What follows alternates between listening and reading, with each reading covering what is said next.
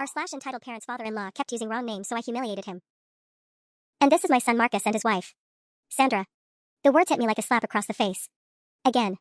After 2 years of this deliberate torture, you'd think I'd be numb to it by now, but standing there in my best black dress in front of Robert's most important business colleagues, I felt my cheeks burn with humiliation. Actually, it's Sarah, I corrected with a practiced smile I perfected over countless family dinners, my voice steady despite the rage building in my chest. Robert, my father-in-law, didn't even blink. Just that same condescending little chuckle he always gave when I corrected him, as if I was being unreasonable. Of course, dear. Sarah. How silly of me. The three men in expensive suits smiled politely, already moving on to whatever important business discussion they'd come here for. But I caught the brief exchange of glances between them, that split second of confusion that said everything. If this man can't even remember his daughter-in-law's name, how detail-oriented can he really be? I excused myself to the kitchen, hands trembling as I gripped the granite countertop. Through the doorway, I could see Marcus laughing at something one of the investors said, completely oblivious to what had just happened. Or maybe he'd heard and just didn't care. Again. 2 years. 730 days of being called everything but my actual name. Sandra, Sally, Samantha, Susan, Robert had an endless supply of S-names that weren't mine. The worst part? His memory was perfect for literally everything else. He could recite his golf scores from 3 months ago, remember every detail of Marcus's high school baseball stats, and never forgot a single business contact's name or their spouse's birthday. But Sarah? Apparently, that was too complicated for his brilliant mind to retain. You okay, honey? Marcus appeared beside me, loosening his tie. He looked genuinely concerned, which almost made it worse. Your father introduced me as Sandra. Again. To the Blackstone investors. Marcus's face fell, but I could already see the excuse forming. He's been under a lot of stress with this deal. Don't. I held up a hand. Do not make excuses for him. Not tonight. Sarah, come on. You know he doesn't mean anything by it. That was the problem. Marcus genuinely believed his father was just absent-minded, that this was some innocent quirk rather than the calculated power play it actually was. He'd never experienced being systematically erased from a family, never felt the soul-crushing frustration of being treated like you don't matter enough to learn a 4-letter name. He introduced you as Marcus, I said quietly. Not Mark. Not Michael. Not any other M name. Marcus. Because you matter to him. The hurt in Marcus's eyes almost broke my resolve. Almost. But then I heard Robert's booming laugh from the dining room, probably regaling his guests with another story where every name would be perfect except mine. Something inside me snapped. I'd tried being understanding. I'd tried family therapy suggestions and killed with kindness approaches.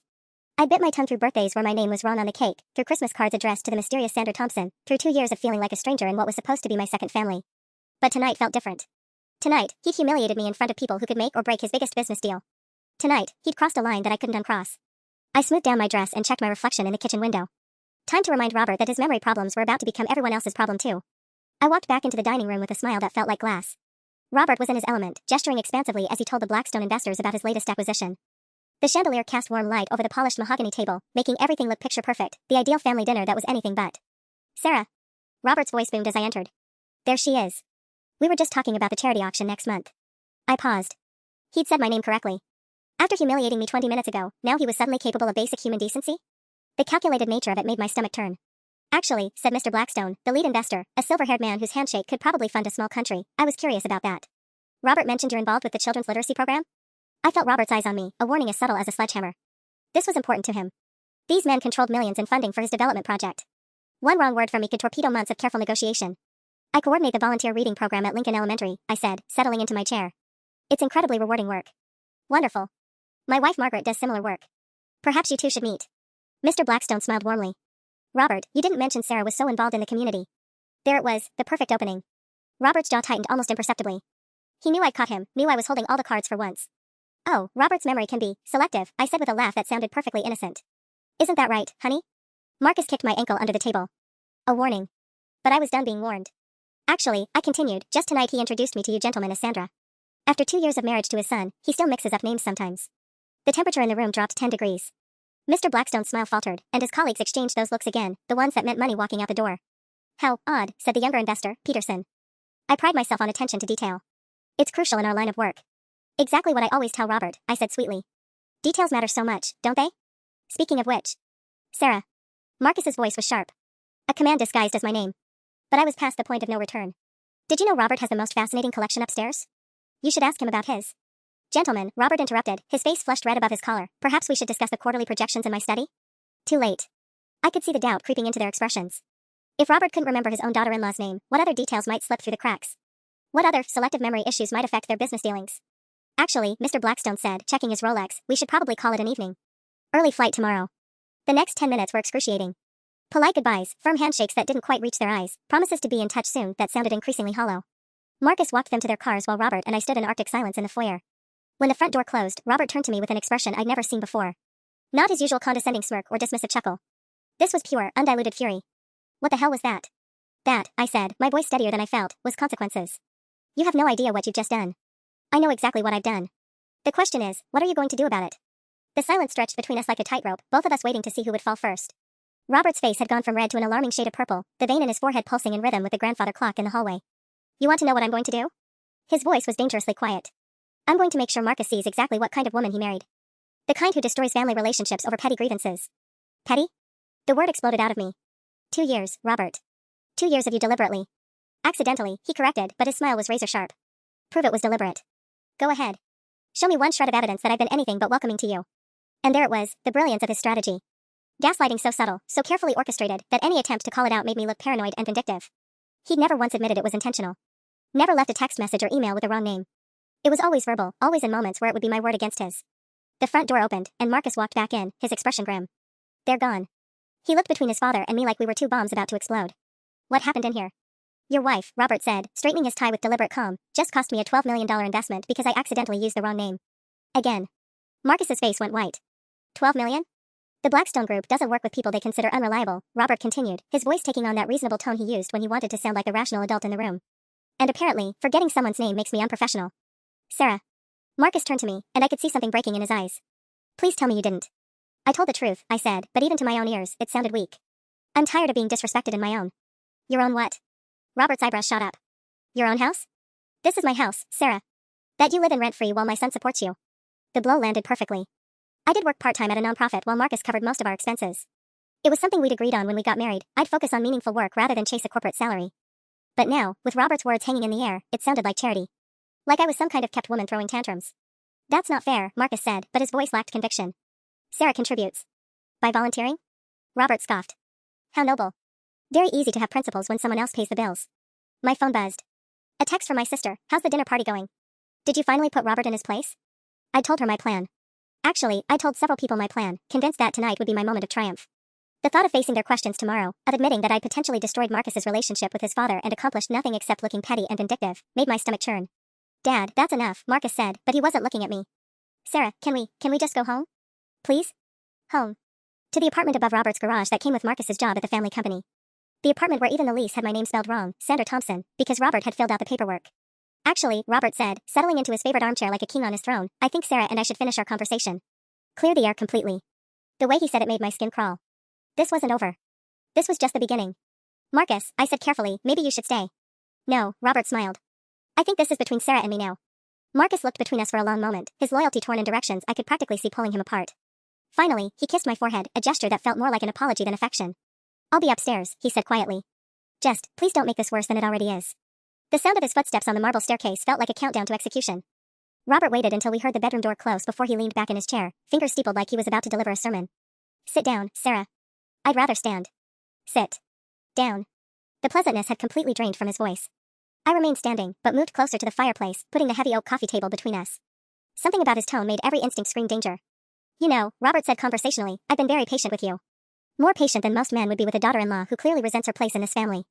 My place? I couldn't help the bitter laugh that escaped. You mean invisible? I mean grateful. He stood up slowly, and I was reminded that Robert was a big man, 6'3" and still solid despite his 62 years. You married into a family with money, connections, and influence. Your husband has a guaranteed position in my company that will set you up for life. You live better than 90% of people your age. None of that gives you the right to. To what? Occasionally mix up names? He took a step closer. You want to know what gives me rights, Sarah? The fact that I built everything you enjoy from nothing. The fact that Marcus works for me, lives on my property, drives a car I helped him buy. The fact that with one phone call, I could make sure he never works in this industry again. My heart started hammering. You're threatening your own son? I'm explaining reality to a spoiled little girl who thinks she can bite the hand that feeds her without consequences. Another step closer. Did you really think humiliating me in front of investors would end well for you? I thought maybe you'd finally show me some basic respect. Robert laughed, a sound like breaking glass. Respect is earned, sweetheart.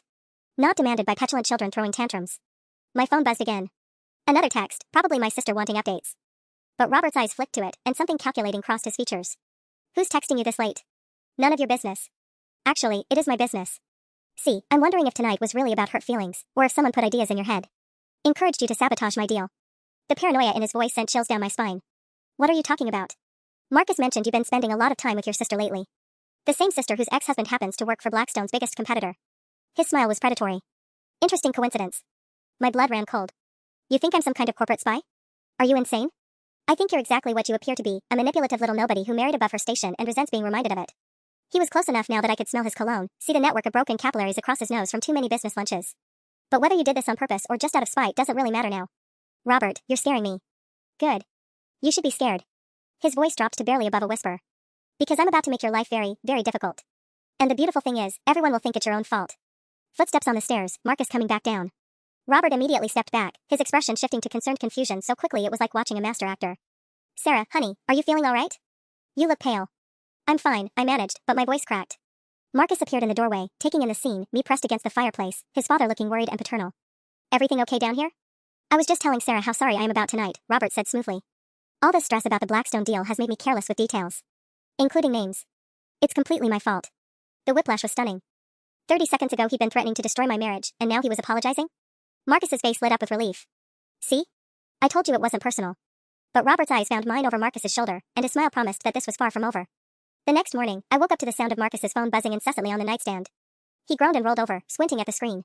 It's Dad, he mumbled, then sat up straighter as he read. Oh shit. What? Blackstone pulled out. Marcus was fully awake now, scrolling through what looked like a very long text message. They sent an email at 6 a.m. citing concerns about attention to detail and professional reliability. My stomach dropped to my toes. I'd known my confrontation would have consequences, but seeing the actual fallout made it real in a way that terrified me. Marcus, $12 million, Sarah. He wasn't looking at me, just staring at his phone like it contained news of a death in the family. $12 million and 2 years of work down the drain because you couldn't let a name thing go. A name thing? The words came out sharper than I intended. It's my name. It's who I am. It's 4 letters. Marcus exploded, finally turning to face me. For goddamn letters that you burned our entire future over. I flinched. Marcus never yelled. In 3 years together, I could count on one hand the number of times he'd raised his voice, and never at me. But the man sitting next to me now looked like a stranger, face flushed, eyes cold, jaw clenched tight enough to crack teeth. Your father has been disrespecting me for 2 years. And now he's ruined. Are you happy? Marcus was out of bed now, pacing the small bedroom like a caged animal. The Blackstone deal was supposed to set up the next phase of the business. I was going to be partner by 30. We were going to buy our own house, start a family. We can still do those things. With what money? He whirled around to face me. My salary comes from Dad's company. Our apartment comes from Dad's property. Even my car is through the business fleet. And now, he gestured helplessly at his phone. The reality of what I'd done was crystallizing in brutal detail.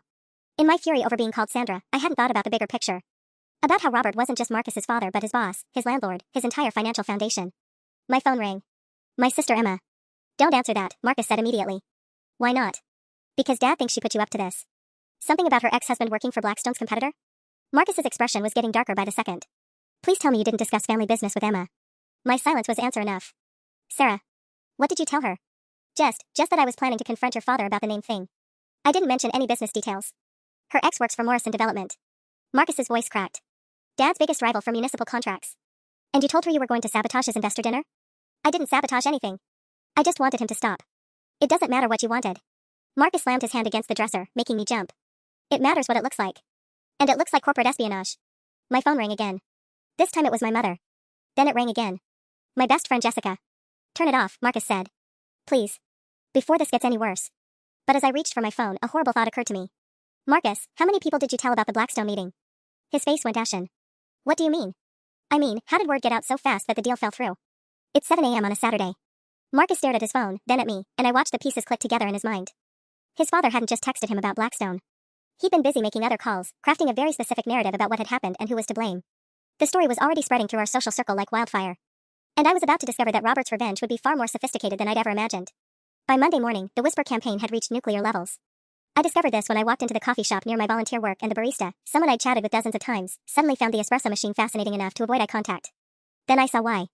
Margaret Chen, whose daughter I'd been reading to for 6 months, was huddled in the corner booth with 2 other mothers from the literacy program. The moment they spotted me, their conversation died like someone had flipped a switch. Sarah. Margaret's smile was so forced it looked painful. How unexpected to see you here. I come here every Monday before my shift, I said slowly. You know that. Of course. Silly me. She gathered her purse with the urgency of someone fleeing a crime scene. We were just leaving, actually. Early pickup today. The other mothers mumbled agreements, practically tripping over each other to escape. As they passed, I caught fragments, can't believe she would.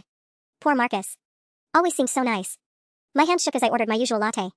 When I got to Lincoln Elementary 20 minutes later, the principal was waiting in the main office with an expression that made my blood freeze. Sarah, we need to talk. Mrs. Rodriguez had always been warm with me, praising my work with the struggling readers and even asking for my input on expanding the program. But the woman sitting across from me now looked like she was conducting a very unpleasant performance review. I've received some concerning calls over the weekend, she began carefully. Questions about your continued involvement with our program. Questions from who? Parents. And. She hesitated. The Patterson Foundation. They fund 60% of our literacy initiative. My mouth went dry. What kind of questions? About your judgment. Your discretion. Whether someone who would. She paused, clearly uncomfortable. The exact phrase used was sabotage family business relationships should have access to their children. The room tilted. Robert hadn't just spread gossip, he'd weaponized my reputation, turning my volunteer work into a liability. Mrs. Rodriguez, I need you to understand what really happened. Sarah. Her voice was gentle but final. I don't need details about your personal life. But I do need to protect this program. The Patterson Foundation is reconsidering their grant renewal because of concerns about our volunteer screening process. So you're firing me. I'm suggesting you take a temporary leave of absence. Let things cool down. I walked out of that school in a daze, past classrooms where I'd spent countless hours helping kids sound out words, past bulletin boards displaying thank you drawings that included stick figures of me with Miss Sarah written in crayon underneath. Robert had found the perfect pressure point. My volunteer work wasn't just something I did, it was who I was. My identity, my sense of purpose, my proof that I contributed something meaningful to the world even if I wasn't climbing corporate ladders. And now it was gone. My phone buzzed with a text from Marcus, emergency meeting with Dad at 2 p.m. His office. Be there. I stared at that message, understanding with crystal clarity that this wasn't a request for family reconciliation. This was a summons. Robert had systematically dismantled my reputation over 72 hours, isolated me from my support systems, and now he was ready for the final move. Whatever happened in that office this afternoon would determine whether I had any life left to salvage, or if Robert's revenge was just getting started. I arrived at Robert's office building 15 minutes early, partly out of nerves and partly because I'd had nowhere else to go. The gleaming glass tower downtown housed Thompson Development on the top 3 floors, a monument to everything Robert had built and everything he could take away. The receptionist, usually friendly, gave me a tight smile. Mr. Thompson is expecting you. Conference room B. Not his personal office. The conference room where he held disciplinary meetings with employees. Marcus was already there when I walked in, sitting rigidly at the massive oak table. He looked like he hadn't slept, his usually perfect hair disheveled and his shirt wrinkled. When he glanced up at me, I saw something that made my chest tighten, resignation mixed with what looked disturbingly like defeat. Where's your father? Running late. Something about damage control calls. Marcus's voice was flat, emotionless. Sarah, before he gets here, I need you to know, whatever he asks you to do, just, please consider it. For us. The way he said us made it sound like we were drowning and Robert was the only one with a life preserver. What's he going to ask me to do? I don't know. But after this morning. Marcus rubbed his face with both hands. The Morrison development rumor is spreading. 3 different clients called asking if there's truth to it. Dads had to spend the entire morning reassuring people that there was no corporate espionage. Because there wasn't any. It doesn't matter. Marcus's composure cracked slightly. Perception is reality in this business. And right now, the perception is that my wife fed information to competitors through her sister's connections. Before I could respond, the door opened and Robert strode in carrying a manila folder thick enough to choke a horse. His expression was businesslike, almost pleasant, which somehow terrified me more than his anger from Saturday night. Sarah. Thank you for coming. He settled into the chair at the head of the table like a judge taking the bench. I trust your morning at the elementary school went well? The casual cruelty of it stole my breath. He knew exactly how my morning had gone because he'd orchestrated every humiliating moment. You had no right to involve innocent children. I didn't involve anyone, Robert interrupted smoothly. I simply answered questions when concerned citizens called me. You see, word has gotten out about Saturday night, and people are naturally curious about the character of someone with access to their children. He opened the folder and slid a printed email across the table. Mrs. Patterson from the foundation was particularly concerned. Apparently, her grandson is in your reading group. I scanned the email, each line making my stomach sink lower. Mrs. Patterson had heard troubling reports about my questionable judgment and potential conflicts of interest. She was requesting a full review of the volunteer screening process and temporary suspension of anyone under investigation. Investigation. Like I was a criminal. This is insane, I whispered. What's insane, Robert replied, is that we're here at all. You created this situation, Sarah. Every consequence flowing from it is your responsibility. Marcus shifted uncomfortably beside me. Dad, don't you think? No, son. I don't think anything except that your wife needs to understand the scope of what she's done. Robert pulled out another document. Blackstone wasn't just funding the Riverside development. They were going to anchor our expansion into commercial real estate. 23 jobs, Sarah. 23 people who won't get hired now because you couldn't handle a simple name mistake. It wasn't a mistake and you know it. Prove it. Robert's smile was razor sharp. Show me one piece of evidence that I deliberately mispronounced your name. One witness who heard me admit it was intentional. One recording, one text, one email. The trap was perfect. 2 years of careful psychological torture that left no fingerprints, no evidence, nothing but my word against his. And now my word was worthless because I was the vindictive daughter-in-law who'd cost him millions. What do you want? I asked quietly. Accountability, Robert said. Public acknowledgement of what you've done. A genuine apology to everyone affected by your actions. Fine. I can apologize. Not here. Not to us. Robert slid one final paper across the table. To them. I looked down at what appeared to be a press release draft. The letterhead read Thompson Development Statement of Clarification. As I read, the words seemed to blur together in a nightmare of legal language and character assassination. The statement clarified that Saturday night's incident was the result of a family member's misguided attempt to damage business relationships and that Mrs. Sarah Thompson deeply regrets her actions and any harm caused to Thompson Development's reputation and partnerships. It painted me as unstable, vindictive, and completely responsible for the Blackstone disaster. But worse, it contained details about my volunteer work, my part-time employment status, even my family connections, all twisted to support the narrative that I was an outsider who'd never truly belonged. You want me to publicly humiliate myself? I want you to publicly tell the truth, Robert corrected. That you sabotaged a business dinner because of a personal grudge, and that Thompson Development had no knowledge of your intentions. And if I refuse? Robert's expression didn't change, but something cold flickered in his eyes. Then I suppose Marcus will have to make some very difficult choices about his future. The threat hung in the air like poison gas. Marcus had gone pale, staring at his father with something approaching horror. Dad, you can't be serious. Dead serious. Robert's voice carried the finality of a closing coffin lid. This family, this business, survives on reputation and trust. Sarah has damaged both. Now she can fix what she broke, or she can find out what life looks like without the protection of the Thompson name. I looked at Marcus, desperate for him to stand up, to fight back, to choose me over his father's ultimatum. Instead, I saw a man caught between two impossible choices, paralyzed by the weight of a decision that would define the rest of our marriage. And I realized that whatever I decided in the next few minutes would determine not just my future, but whether the man I married would still exist when this was over. The silence in that conference room felt like standing at the edge of a cliff, waiting to see who would push first. Marcus sat frozen between his father and me, looking like he was watching his entire world collapse in slow motion. I need time to think about this, I said finally. Time? Robert's laugh was sharp. Sarah, every hour you delay is another hour of damage to this company's reputation. The business community talks. By tomorrow, everyone will know that Thompson Development's credibility is in question. Because of lies you've spread. Because of actions you took. He leaned forward, his voice dropping to that dangerous whisper from Saturday night. But I'm offering you a chance to control the narrative. To be the mature adult who takes responsibility instead of the bitter woman who destroys families. My phone buzzed. A text from Emma. Sarah, what the hell is happening? Mom called crying because someone told her you're being investigated for corporate espionage? The blood drained from my face. You called my mother? Robert's expression was pure innocence. I didn't call anyone. But concerned members of the community have been reaching out, asking questions about your family's connections to our competitors. Your mother's name came up because, well, family members often share confidential information with each other, don't they? My mother has nothing to do with this. Of course not. But investigations have a way of expanding, don't they? Especially when someone refuses to cooperate. His smile was predatory. The Patterson Foundation is quite thorough when they conduct background checks. They'll want to interview family members, examine financial records, social media history. The scope of his revenge was becoming clear. This wasn't just about me anymore. He was prepared to drag my entire family through the mud, destroy their reputations and relationships, all because I dared to embarrass him in front of investors. Sarah. Marcus's voice was barely audible. Please. Just consider it. I turned to look at my husband, really look at him. The man I'd fallen in love with had been confident, funny, willing to stand up for what was right. But sitting there now, he looked hollow. Defeated. Like his father had already won and he was just waiting for me to realize it. You want me to lie, I said. You want me to stand up in front of the entire community and lie about what your father did to me. I want you to end this, Marcus replied. Before it destroys everything we built. Everything we built? My voice rose despite my efforts to stay calm. Marcus, what exactly have we built? We live in your father's apartment, you work at your father's company, and apparently I'm only welcome in this family as long as I smile and accept whatever disrespect gets thrown my way. That's not fair. What's not fair is being asked to choose between my integrity and my marriage. The words exploded out of me, 2 years of suppressed frustration finally breaking free. What's not fair is watching my husband sit there in silence while his father threatens to destroy my family. Robert cleared his throat delicately. If we could return to the matter at hand. No. I stood up, my chair scraping against the marble floor. We can't return to anything because this isn't actually about Saturday night, is it, Robert? This is about control. This is about making sure everyone in this family knows exactly who has the power. His mask slipped for just a moment, and I saw something that made my skin crawl, satisfaction. He was enjoying this. Every moment of my anguish, every crack in my marriage, every relationship he'd poisoned over the past 3 days. This was entertainment for him. You have 48 hours, he said calmly. After that, I start making phone calls to some very influential people who are very interested in potential security breaches at family companies. I looked down at Marcus one final time, hoping against hope that he would choose us over his father's ultimatum. Instead, he was staring at his hands, unable to meet my eyes. That's when I knew I was truly alone. Keep your 48 hours, I said, walking toward the door. I'll give you my answer now. I turned back to face Robert, my hand on the conference room door handle. My answer is no. The words hung in the air like a dropped bomb. Robert's eyebrows shot up, clearly, he'd expected me to crumble under pressure, to choose the path of least resistance like Marcus seemed to want.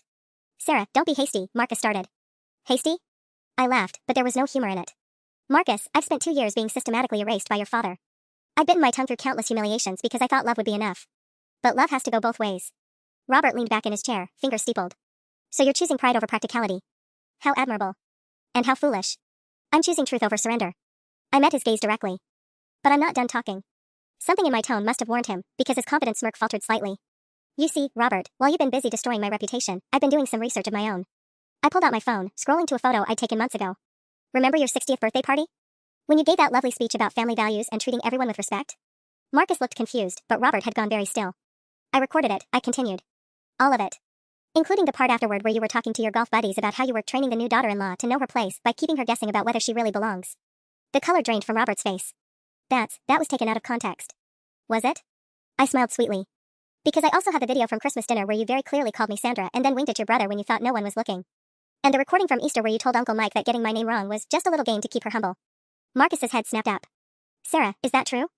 Oh, it gets better, I said, warming to my theme. Turns out your father has been quite chatty at family gatherings. Very confident that no one would dare challenge him. Very wrong about whether anyone was paying attention.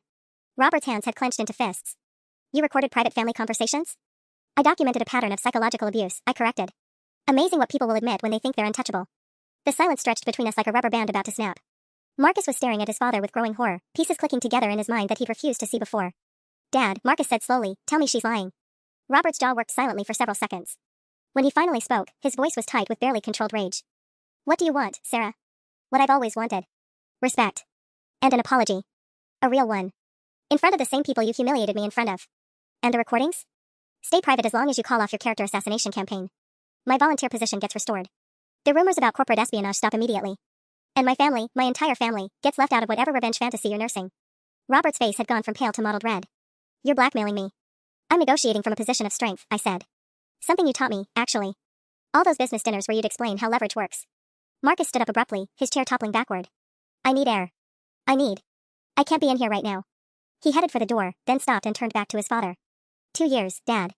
2 years you let me make excuses for you while you were deliberately torturing my wife. Marcus. Don't. Marcus's voice cracked. Just, don't say anything right now. I don't think I can handle hearing your voice. After Marcus left, Robert and I stared at each other across the conference table. The dynamic had shifted completely, no longer predator and prey, but two opponents sizing each other up. You think you've won, Robert said quietly. I think I've survived, I replied. The question is whether you're smart enough to cut your losses or if you want to find out what else I've been documenting. His smile was razor-sharp and completely without warmth. Oh, Sarah. You have no idea what you just started. The next 3 days passed in an eerie calm that made my skin crawl.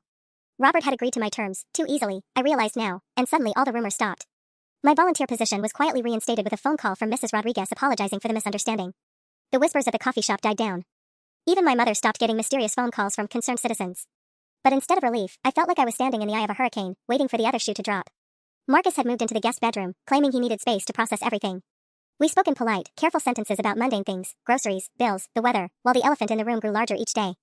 He'd look at me sometimes with this expression I couldn't read, like he was trying to solve a puzzle he didn't want the answer to. The recordings, he said finally on Wednesday evening, standing in the kitchen doorway while I made dinner. Can I hear them? My hand stilled on the cutting board. Marcus, I don't think that's a good idea right now. I need to know what he said. Exactly what he said. His voice was carefully controlled, but I could hear the pain underneath. I need to understand how blind I've been. I wanted to protect him from it, but the raw honesty in his eyes told me he'd already imagined scenarios far worse than reality. I pulled up the Christmas video on my phone, the one where Robert had winked at his brother after calling me Sandra for the 5th time in one evening. Marcus watched in silence, his face growing paler with each passing second. When his uncle's laughter echoed through the phone speaker, amused, conspiratorial laughter at my expense, Marcus actually flinched. Turn it off, he whispered. There's more. I said turn it off. His voice broke, and for a moment he looked like a little boy who'd just discovered there was no Santa Claus. God, Sarah, how did you stand it? How did you sit there and smile while I... You didn't know, I said gently. I should have known. Marcus slumped against the doorframe. What kind of husband doesn't protect his wife from his own family? Before I could answer, my phone rang. Unknown number. Don't answer it, Marcus said immediately, but I was already swiping to accept. Sarah Thompson? Yes? This is Detective Maria Santos with the Metro Police Department. I need to speak with you about some allegations that have been brought to our attention. My blood turned to ice water. What kind of allegations? Corporate espionage, ma'am. Industrial theft. We've received a formal complaint suggesting you may have passed confidential business information to competitors. I'd like to schedule a time for you to come in for questioning. The phone slipped from my numb fingers, clattering to the kitchen floor. Marcus caught it before I could, his face going white as he listened to the detective repeat her request. There's been a mistake, he said into the phone. My wife hasn't done anything wrong. But even as he spoke, I could see the doubt creeping into his expression. The same doubt I'd heard in the detective's voice, the same doubt that Robert had been carefully cultivating for days before springing his real trap. Ma'am? The detective's voice crackled through the speaker. I need to speak with Mrs. Thompson directly. I picked up the phone with trembling hands, understanding with horrible clarity that Robert had never intended to honor our agreement. While I'd been congratulating myself on outmaneuvering him, he'd been orchestrating something far more devastating than social humiliation. He was trying to have me arrested. I'll need to call my lawyer, I managed to say. Of course. Can you come in tomorrow morning? Say, 10 a.m.? After I hung up, Marcus and I stared at each other in the sudden quiet of our kitchen. The normal sounds of our life, the humming refrigerator, the neighbor's dog barking, seemed obscenely ordinary against the backdrop of my imploding world. He wouldn't, Marcus said, but his voice lacked conviction. Even Dad wouldn't go that far. My phone buzzed with a text from an unknown number. Enjoying your victory, Sarah? R. Apparently, he would go exactly that far. And I was about to discover that blackmailing Robert Thompson had been the second worst decision of my life. The first worst decision was underestimating how far he'd go for revenge. The lawyer I found, Rebecca Martinez from a firm that specialized in white-collar defense, had the kind of steady, no-nonsense demeanor that should have been reassuring.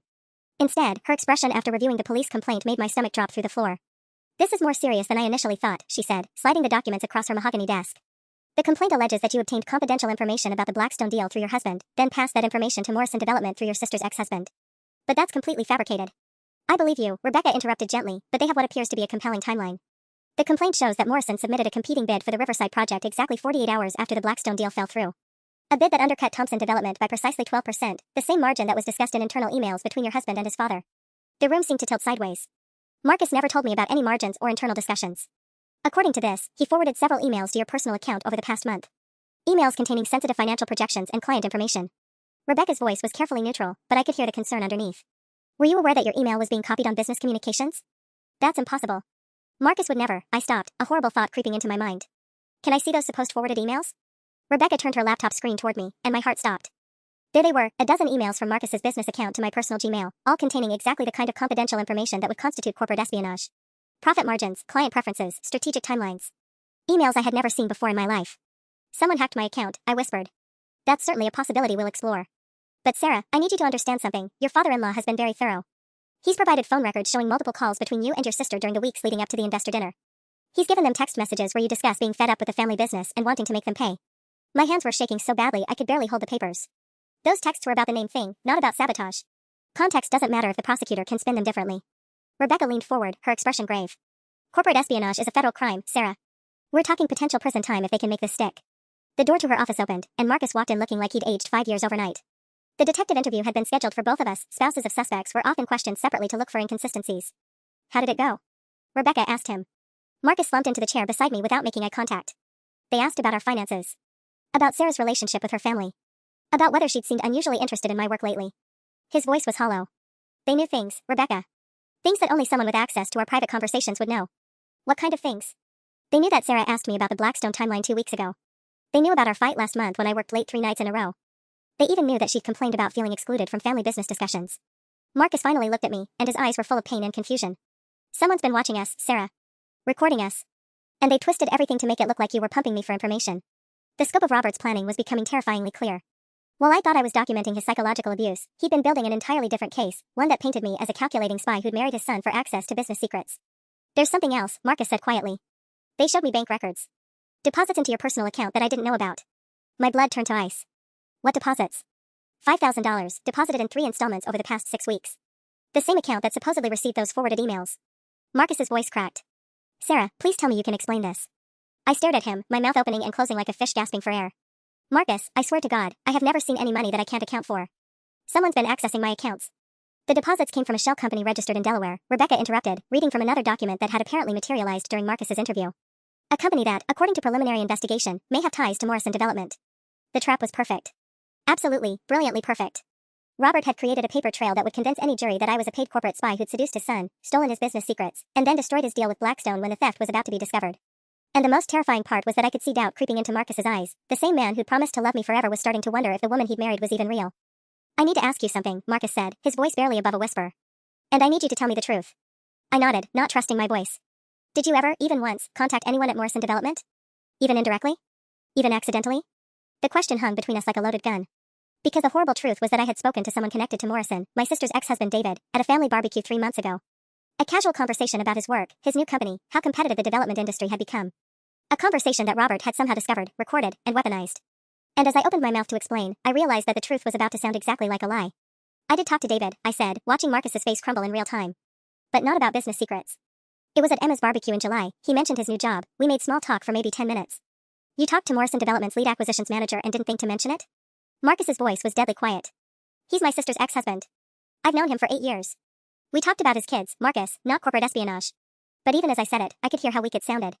Rebecca was taking notes, her expression carefully neutral. What specifically did you discuss about his work? I closed my eyes, trying to remember. He said something about how cutthroat the industry was getting. How companies were having to be more aggressive with their bidding to stay competitive. That's it. And you mentioned your connection to Thompson Development? My stomach dropped. Yes. I said Marcus worked for his father's company. But that's not exactly a secret. Sarah. Marcus stood up abruptly, pacing to the window. David called me yesterday. After the police contacted Morrison Development. The world tilted sideways. What? He said he'd been wondering if he should come forward ever since the Riverside bid went public. About a conversation you two had where you seemed unusually interested in how competitive bidding worked. That's not what happened. He said you asked specific questions about how companies undercut each other. About profit margins and timeline strategies. Marcus's reflection in the window looked like a stranger. He thought it was just curiosity at the time, but now he thinks I was fishing for information to steal from your father. The pieces were clicking together with horrible clarity. Marcus, this is exactly what Robert wanted. He's turned my own family against me. Rebecca cleared her throat. There's one more thing we need to discuss. The prosecution is offering a deal. My blood turned cold. What kind of deal? Cooperation. Full disclosure of your activities, testimony about any information you may have passed along, and... She hesitated. A public statement acknowledging your actions and apologizing for the damage caused. Robert's original press release. He'd found a way to get everything he wanted while destroying my life in the process. And if I refuse? Federal prosecution for corporate espionage. Potential conspiracy charges. We're looking at 15 to 20 years if they can make it stick. Marcus turned from the window, his face pale. There's something else. Dad's offering to drop the charges if you agree to the deal and... He swallowed hard. And if you agree to an annulment. The words hit me like a physical blow. An annulment? Based on fraud. The idea that you married me under false pretenses to gain access to business information. Marcus's voice was barely audible. He's been planning this for months, Sarah. Maybe longer. You can't believe that. I stood up, reaching for him, but he stepped back. Marcus, you know me. You know I would never. I don't know what I know anymore. The words exploded out of him. The woman I married wouldn't have recorded private family conversations. She wouldn't have confronted my father at a business dinner. She wouldn't have had secret conversations with competitors. I'm the same person I've always been. Your father has spent 2 years systematically breaking me down, and now he's convinced you that I'm the problem. Maybe you are the problem, Marcus said quietly, and the words cut deeper than any scream. Maybe Dad was right to be suspicious. Maybe I was too blinded by love to see what was really happening. Rebecca was watching this domestic destruction with the clinical detachment of someone who'd seen families implode over legal proceedings before. I need to know what you want to do, Sarah. The deal expires at 5 p.m. today. I looked at Marcus, searching his face for any trace of the man who'd promised to stand by me through anything. Instead, I saw doubt, exhaustion, and something that looked disturbingly like relief at the prospect of an easy way out. If I take the deal, I said slowly, Robert wins everything. I lose my reputation, my marriage, my life. But you avoid prison, Rebecca interrupted. If I fight this, I might spend the next 20 years behind bars for crimes I didn't commit. But there's a chance we can expose the truth, Rebecca said. It won't be easy, and it won't be cheap, but... I'll do it. The words came out stronger than I felt. I'll fight. Marcus's face went white. Sarah, please. Just take the deal. We can rebuild. We? I laughed bitterly. Marcus, you just asked me to annul our marriage. There is no we anymore. As I walked out of that law office, I realized that Robert had achieved something far more devastating than destroying my reputation or even sending me to prison. He turned my husband against me. And now I was about to fight the battle of my life completely alone. The next morning brought a development I hadn't expected. My sister Emma showed up at my door at 7 a.m. with a cardboard carrier of coffee and an expression that could have melted steel. We need to talk, she said, pushing past me into the apartment. About David. About what he told the police. About what he conveniently forgot to mention. I followed her to the kitchen, hope flickering in my chest for the first time in days. What do you mean? Emma set down the coffee and pulled out her phone. I mean, my dear ex-husband has been playing games. Look at this. She showed me a text thread between her and David from 2 weeks ago, right after the Blackstone deal fell through. Messages I'd never seen where David was asking detailed questions about Marcus's work, about family dynamics, about whether I'd seemed unhappy in my marriage. He was fishing for information, Emma said grimly. About you. About the family business. And when the police called him, he suddenly remembered our barbecue conversation very differently than it actually happened. My hands shook as I read through the messages. Why would he do this? Because Morrison offered him a promotion to regional manager if he could provide intelligence on Thompson Development's bidding strategies. Emma's voice was bitter. And because he's always resented that his ex-wife's sister married into money while he's still struggling with child support payments. This changed everything. David hadn't been an innocent bystander, he'd been actively trying to recruit me as an asset. Which meant someone at Morrison had known about the Blackstone deal before I'd ever set foot in that dining room. Emma, you have to call my lawyer. This proves. There's more. She scrolled to another screenshot. David's been in contact with your father-in-law for 3 months. They met for coffee in September, right after you mentioned at Mom's birthday that Marcus was working on something big. My blood turned to ice. The barbecue conversation hadn't been the beginning of this conspiracy, it had been Robert gathering ammunition for a trap that was already in motion. He's been planning this since summer, I whispered. Earlier than that. Emma pulled out a manila folder. I went through David's laptop yesterday, don't ask how I got his password. Found email drafts going back to June, right after you told us about the name thing getting worse. David was already reaching out to Morrison about potential opportunities in the Thompson development sphere. The scope of it was staggering. While I'd been enduring Robert's psychological torture, he'd been orchestrating a months-long setup that would destroy not just my reputation but my freedom. There's something else, Emma said quietly. Those bank deposits into your account? I know where they came from. My heart stopped. What? Mom's been putting money in your account for months. 500 here, 1,000 there. She was worried about you after she saw how miserable you looked at Easter, wanted to make sure you had emergency funds in case you needed to leave Marcus. Emma's expression was pained. She made me promise not to tell you because she didn't want you to feel like charity. The relief was so overwhelming I nearly collapsed. The mysterious deposits weren't payments from Morrison, they were my mother's secret safety net, twisted by Robert's investigation into evidence of corruption. But then reality hit me like a sledgehammer. The shell company in Delaware, I said slowly. How does that connect to Mom? Emma's face darkened. It doesn't. That's a completely separate set of deposits. Someone else has been putting money into your account, Sarah. Someone who wanted to create exactly this kind of confusion. My phone rang. Rebecca Martinez. Sarah, where are you right now? Her voice was urgent. Don't go home. Don't go anywhere alone. And whatever you do, don't speak to anyone from the Thompson family. Why? What's happened? Robert Thompson filed an emergency restraining order this morning. Claims you've been making threats against his family and that you're a flight risk. Rebecca's voice was grim. The warrant for your arrest goes active in 2 hours. Through the kitchen window, I could see a black sedan parked across the street that hadn't been there when Emma arrived. As I watched, the driver lifted something that looked suspiciously like a camera with a telephoto lens. They're watching me, I breathed. Get out of there, Rebecca said sharply. Now. But as Emma and I moved toward the door, I realized Robert had anticipated this too. The sedan across the street wasn't alone, there was another car at the end of the block, and probably more I hadn't spotted. He wasn't just trying to destroy me anymore. He was making sure I couldn't run. The trap was closing faster than I'd anticipated. Emma grabbed my arm, pulling me away from the window where we'd been watching the surveillance cars. There's a back exit through the basement, she whispered, her voice tight with panic. The building connects to the parking garage next door. We can get out without them seeing. But as we headed toward the stairs, my phone buzzed with a text from Marcus. Sarah, please come home. Dad wants to talk. He says he can make this all go away if you just sit down with him. No lawyers, no police. Just family. The message felt like a lifeline and a noose at the same time. After everything Robert had done, after all the evidence of his manipulation, Marcus was still trying to broker peace with his father. Don't even think about it, Emma said, reading over my shoulder. It's obviously another trap. What if it's not? I stared at the message, desperate enough to consider any possibility that didn't end with me in handcuffs. What if Robert realizes this has gone too far? What if he actually wants to end this? Sarah, listen to yourself. This is the same man who spent months setting you up for federal charges. Emma was already pulling me toward the basement door. He's not suddenly going to grow a conscience. My phone rang again. Marcus. Against every instinct screaming at me to run, I answered. Sarah, thank God. His voice was strained, exhausted. Where are you? Are you safe? That depends on your definition of safe, I said bitterly. Considering your father has apparently put half the police force on my trail. That's why I'm calling. Dad says the restraining order was just a precaution, to make sure you don't leave town before you two can work this out. He wants to meet. Today. Just you and him. Absolutely not, Emma hissed, loud enough for Marcus to hear through the phone. Is Emma there? Marcus's tone shifted, becoming more urgent. Sarah, you need to know, the police talked to David again this morning. He's changing his story about the barbecue conversation. Says you were more aggressive in your questions than he initially reported.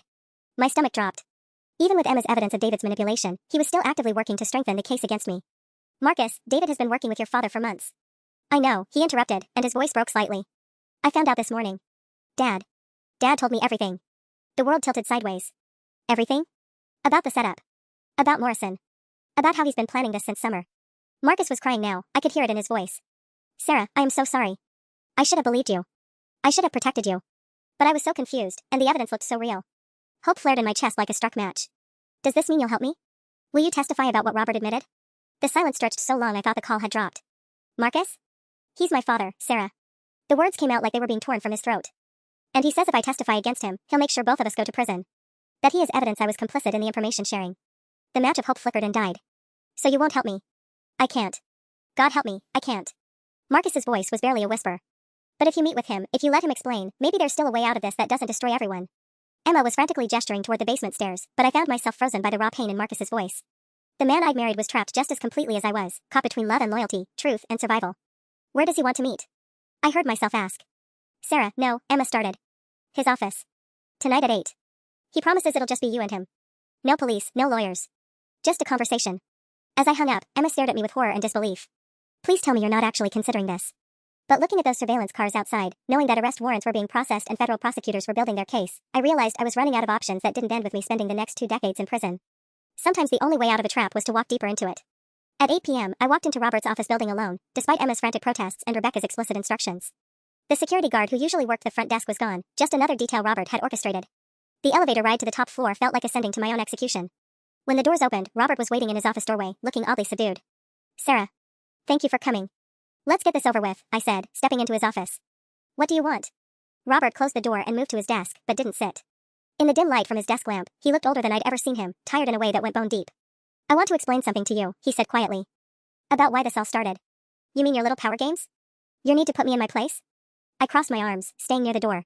I already understand, Robert. You're a bully who couldn't stand that someone wouldn't bow down to you. No. His voice was surprisingly gentle. I was protecting my son. I stared at him, caught off guard by the genuine pain in his expression. 3 years before Marcus met you, he was engaged to another woman. Catherine. Beautiful, charming, from a good family. Robert's hands clenched into fists. She was also feeding information about our business to competitors while planning to divorce him and take half of everything he'd inherit.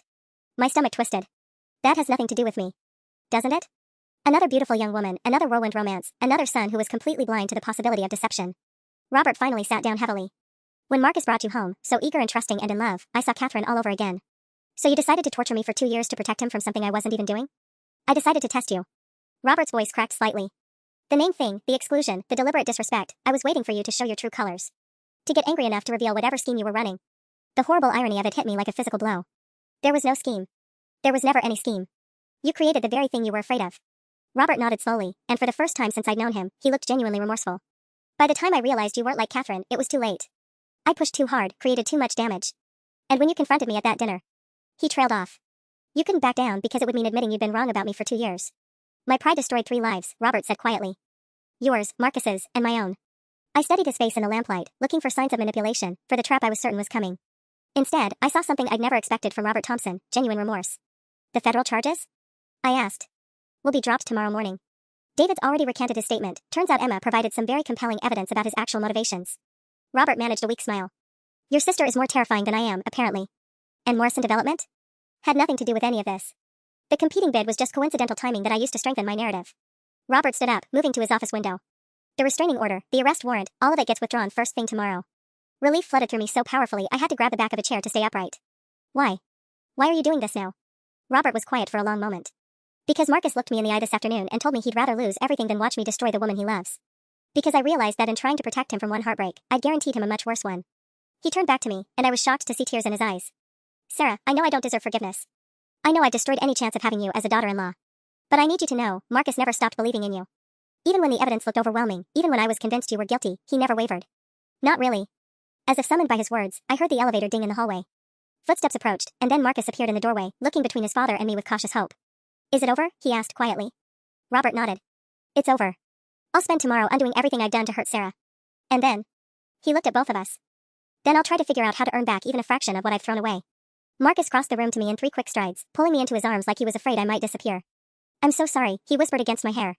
I should have trusted you. I should have protected you. We both survived, I said, holding him tight. That's what matters now. Over his shoulder, I met Robert's eyes. The war between us wasn't ending with victory or defeat, it was ending with the exhausted recognition that we'd all lost too much already. But sometimes, in the smoking ruins of what you thought you wanted, you find the foundation for something better.